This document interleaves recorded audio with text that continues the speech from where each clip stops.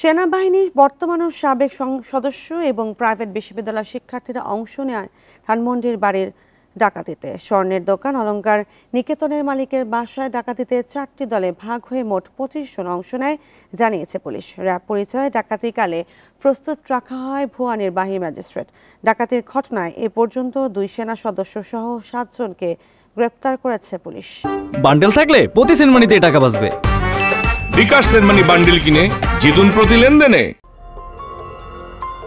26 March ভোরে ধানমন্ডির 8 নম্বর রোডের স্বর্ণের দোকান অলংকার নিকেতনের মালিকের বাসায় হয় দুর্ধর্ষ ডাকাতি। মোবাইল কোর্টের নামে র্যাব পরিচয়ে ডাকাতিতে ছিল অন্তত 25 জন। পুলিশের তদন্তে জানা যায় ডাকাতির পরিকল্পনা হয় 4টি দলে ভাগ হয়ে। নেতৃত্বে ছিলেন সেনাবাহিনীর অর্ডিন্যান্স পরিদপ্তরের সার্জেন্ট ফরহাদ বিন মোশাররফ। তার সাথে ছিলেন সেনা সদস্য মোহাম্মদ ইব্রাহিম ও অবসরপ্রাপ্ত সৈনিক সিরাজুল ইসলাম।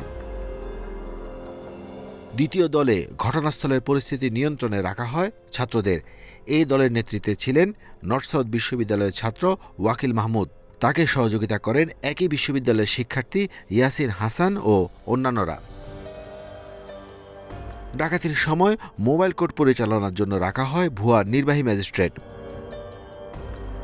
প্রত্যক্ষদর্শীরা বলছেন, মোবাইল কোর্ট পরিচালনার নামে ধানমন্ডির বাসাটিতে প্রবেশ করে ডাকাতেরা।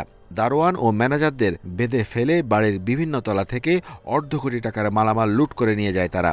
এই সময় বাসার লোকজন খবর দিলে থানা পুলিশ আসে ঘটনাস্থলে। পালিয়ে যাওয়ার সময় গ্রেফতার হয় 4 ডাকাত।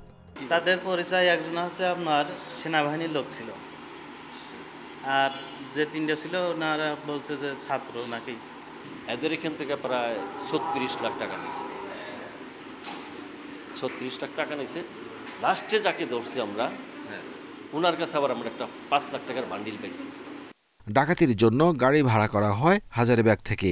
এই ঘটনায় দায় স্বীকার করে ইতিমধ্যে 164 ধারা জবানবন্দি দিয়েছে গাড়ি চালক। প্রাক পরিচয়গুলো আমরা যাচাই বাছাই করছি এবং তারা কিভাবে সংঘবদ্ধ হলো, একে অন্যের সাথে আরও অন্যান্য কোনো সম্পর্ক রয়েছে কিনা, এগুলো আমরা বিস্তারিত তদন্ত করছি। ইতিমধ্যে এই ঘটনায় মোট 7 জনকে গ্রেপ্তার করা হয়েছে। গ্রেপ্তারকৃতদের মধ্যে একজন আদালতে স্বীকারোক্তিমূলক জবানবন্দি প্রদান করেছে। ঘটনাস্থল থেকে গ্রেফতার হওয়া সেনা সদস্যের সেনা আইনে বিচার প্রক্রিয়া শুরু হয়েছে, জানিয়েছে আন্তঃবাহিনী জনসংযোগ পরিদপ্তর ISPR। Arafatur Rahman, independent news, Dhaka.